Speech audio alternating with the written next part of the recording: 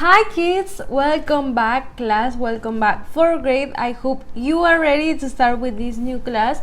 Today I'm super and really happy that you are here today, and I hope you are ready as I am to start with this new class. Today we're going to continue by learning more grammar, vocabulary and things about Unit 4, as if you remember it's called How Do You Feel? And we are learning about health problems and also illnesses, and yeah, so this vocabulary is about it, but the grammar is super important too. We are going to review first of all the activities that we were doing the last class, I mean yesterday, right? So yesterday we did activities on the student's book on pages 48 and 49. The first page had activities like listening, and we did the activities for the stickers, and you needed to place these stickers in here.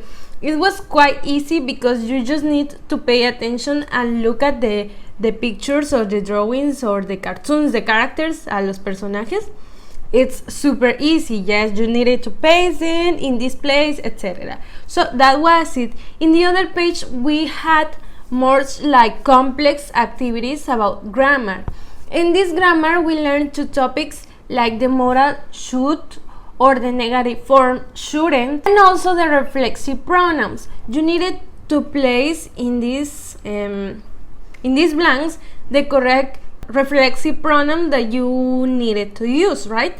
So it is like super easy, but sometimes maybe you will get confused. I hope you don't, but you just need to pay attention to the subject of your sentences. So right now we are going to review this topic because I think it's super important that we get this right. So for that reason we are going to start this class by doing a review about this topic that I think it's super important. And yes, so we have reflexive pronouns. I show you this, but I have some examples today. I was telling you that reflexive pronouns are used with lots of verbs, but we have some verbs that are most common than others. Okay, so for example, you can see the most popular verbs that are used with reflexive pronouns are cut, burn, enjoy, hurt, and teach, and there are some others. So remember, these are the most common, not the only ones, okay? So right now, remember, we use them with the subject and the object are the same person. If you don't remember, what does it mean? It means, like, for example, we have a sentence in here. It's the same sentence, of course, and it says, I cut myself, or I cut myself, like, for example, I'm cutting an apple, and I'm cutting an apple and with a knife, and oh my god, my finger, I cut myself with a knife. For example, it says I cut myself on a broken glass. Okay, I cut myself with a knife. Okay, so what does it mean that the subject and the object is the same person? My sentence is, I cut myself with a knife. So the subject in this sentence is I, me, okay? I cut, okay? This is the subject. The first person in your sentence is the subject, remember? Then, I cut myself with a knife. Who did I cut? ¿A quién corté? ¿Qué fue lo que hice? ¿A quién le hice daño? Okay, I cut myself with a knife. Yo realicé la acción y yo recibí el efecto de esa acción. I cut myself with a knife. Accidents happen, right? So this is important. If you haven't copied this on your notebooks, it's really important that you have this because it's going to help you for studying, etc. Okay, so we have that I is going to be using myself, you, yourself, he, himself, she, herself, it, itself, we, ourselves, you, yourselves, they, themselves. Okay, it doesn't mean that they are taking the place of the subject. No, esto no quiere decir que los reflexivos, los pronombres reflexivos, están tomando el lugar del sujeto. No. Esto significa que cuando tú veas una oración con I, quiere decir que como pronombre reflexivo vas a usar myself. Cuando veas una oración que su sujeto sea they, vas a usar pronombre reflexivo themselves. No quiere decir que, mi sujeto es you, entonces voy a quitar you y voy a poner pronombre reflexivo yourselves. No, it's not the same. Now, let's check some examples. He burned himself. Okay, here we have the subject and the object is himself. Es el mismo. She sees herself in the mirror. Okay, so most of the times, or maybe all the times, you have the subject, the verb, and the reflexive pronoun. Between the subject and the reflexive pronoun, there's going to be always the verb. Like, for example, cut, burn, enjoy, hurt, or teach. And the last example says, you hurt yourself. You did the action, you received the action, okay? Very good. Now, we can go to the activities, and these activities are like different from the topic. They are more like reading comprehension activities, but we need to start right now. So we're going to work on the student's book on page 50 and 51, and we have content connection and we have content word. We have bacteria, disease, fever, and then we have some other words: malaria, microscope, virus, vomit. And then the activity says, activity 13, listen and read. What are the 4 main kinds of germs? So if you want to understand this reading, it's the best for you that you find these words on the internet or a dictionary. And we're going to listen and read this text that it's called germs. And we're going to read this, follow the reading with the audio. And you need to pay attention because then you are going to do activities about this. Let's listen. Student's Book, page 50, Activity 13. Listen and read. What are the 4 main kinds of germs? Germs. Our bodies work hard to stay healthy, but there are many tiny enemies around us that can make us sick. They're called germs. We can't see germs with our eyes. We can only see them through a microscope. When they're inside us, they use our body's resources and take away our energy. Germs can cause fever, coughing, and other problems, so it's important to stay away from them. There are 4 main kinds of germs: bacteria, viruses, fungi, and protozoa. They live in different places, but they can all make us sick. Viruses are in the air. When we get sick with a cough or a cold, it comes from a virus. The virus spreads through our bodies and then spreads to other people through the air.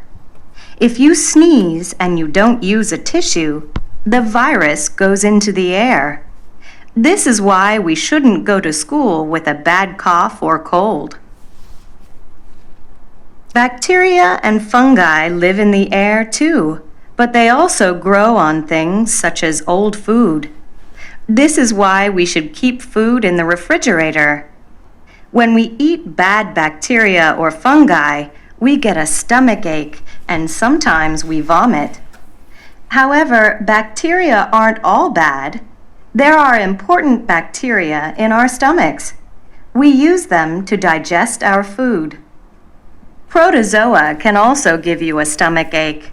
Protozoa like wet places and can live in dirty water. This is why you should never drink water from a river or a lake. The disease malaria comes from protozoa. It lives in mosquitoes. How can we stay away from germs? Unfortunately, our homes are perfect places for them because there are a lot of places to hide. How should we protect ourselves? We could try to be cleaner, and because we can't clean everything, we should wash our hands regularly and before we eat. This is pretty important, I think. It's like we are living in a different situation these days. Like, you hear about viruses and some other things. Like, illness and health problems, most of them are caused by virus, protozoa, bacteria, and etc. Some of them, of course, not all the health problems are caused by this, but I think it's pretty important. You already know, in the moment that we are living today, it caught my attention, like the last paragraph, and it says, how can we stay away from germs? It says, unfortunately, our homes are perfect places for them because there are a lot of places to hide. How should we protect ourselves? We could try to be cleaner, and because we can't clean everything, we should wash our hands regularly and before we eat. Maybe you've heard, like, super regularly these days that you need to wash your hands and use sanitizing and sanitize everything, and it's like a popular topic in these days, and I think we should pay attention to our own actions, right? And be careful with everything, because these are the virus, bacteria, and everything, and they are super small, and we can see them. Just people with microscopes can see them, and so we should be careful because they are everywhere. So now activity 14 says, look at 13, read and choose. Now we have number 1, we can see germs, A, with our eyes, B, with a microscope. Number 2, okay, so this is the same that you are going to be doing for number 2, number 3, and number 4. And you have 2 options, A and B. And you are going to underline, circle, etc. So now, which germs in the text are the most dangerous for us? Why? About the information that we just read and we just listened. Which ones do you think are the most dangerous? Then we are going to go to page 51 because we are running out of time. And activity 15 says, read quickly which illnesses are mentioned. And then we have content words, you can find it on internet. Cure, herbal, massage, painkiller, relax, remedy, rub, stress. Now we are going to learn about home remedies. And with this same topic, we are going to do activity 16. Listen and read, complete the sentences. Okay, we are going to listen to this audio, and with this information, we are going to complete it here by using words that are here in the content words. Now, you need to pay attention as always, so you can practice this and complete it super good. Student's Book, page 51. Activity 15. Listen and read. Complete the sentences. Home remedies. Should you see a doctor every time you're sick? Of course not. Doctors don't have a cure for everything. In fact, there are many simple illnesses that are difficult for doctors to cure. Sometimes people use different home remedies for them. The cold virus is one example. People in many countries don't take medicine for a cold. They make a big pot of hot chicken soup instead. They eat the soup and rest. Many people believe that chicken soup is a natural and healthy cure for a cold. And in fact, it really helps. Drinking a lot of water is good when you have a cold. Also, the hot soup helps you breathe better and helps your throat. If you have a headache, your doctor may give you painkillers. However, in China, it's common to cure a headache with an egg. You boil the egg, take off the shell, and rub the egg on your face, head, and neck until the egg becomes cool. Some people think this helps you sleep better too. Rubbing with the egg relaxes you, like a massage. Often headaches are because of stress, so relaxing is a great idea. What about a fever? There are a lot of different home remedies, but an interesting home remedy uses vinegar. In Russia, people rub it into the skin. Vinegar makes your skin feel cooler, and it can help lower your body temperature a little.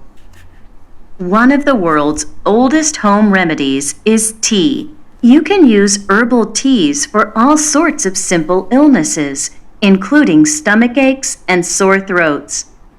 Some popular ingredients in home remedy teas are mint, ginger, garlic, honey, and lemon. All of these ingredients make a sore throat feel better and help you relax. Okay, super interesting. Do you know any home remedies? Does your mom give you home remedies or something? Now, you can complete this activity with the information from here using words from the content words. Now, Think Big activity says, are home remedies better than doctors and medicine?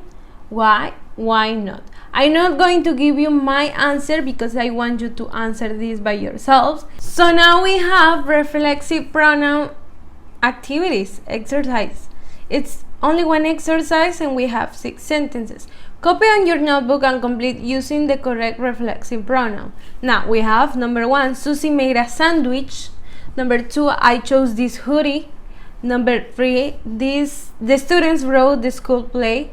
4, Dad decorated the cake. 5, the cat licks. Number 6, you cut.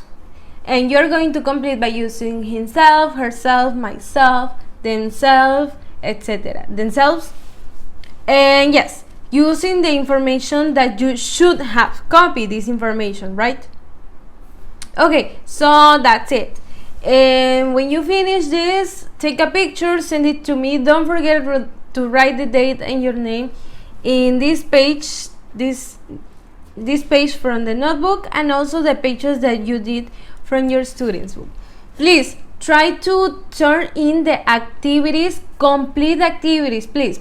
Intenta entregar las tareas completas, no una página así y lo de la libreta no. Okay, try to complete everything. That's it for today. If you have questions, send them to me by the email or using the platform. I'll see you the next time. Remember that tomorrow we are going to be meeting at the Zoom meeting. Take your Step Inside book and I'll meet you there. Have a nice day. Goodbye.